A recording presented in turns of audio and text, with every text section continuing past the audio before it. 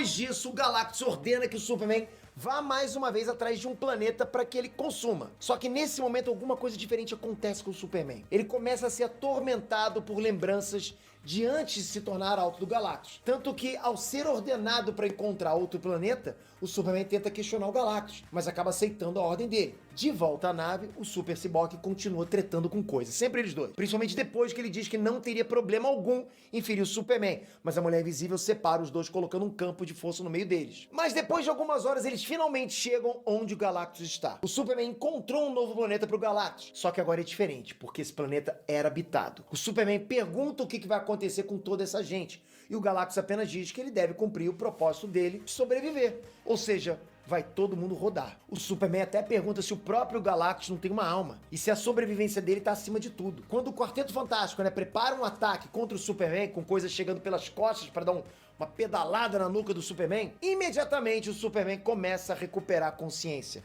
E depois de acertar o coisa com um soco e mandar ele pra longe, o Superman se volta contra o Galactus e ataca ele. O Galactus percebe que foi traído pelo arauto dele, da mesma forma que no passado foi traído pelo Surfista Prateado, e atira uma rajada ótica no Superman. Enquanto isso, o Super Cyborg entra na nave do Galactus e planeja assimilar toda aquela tecnologia.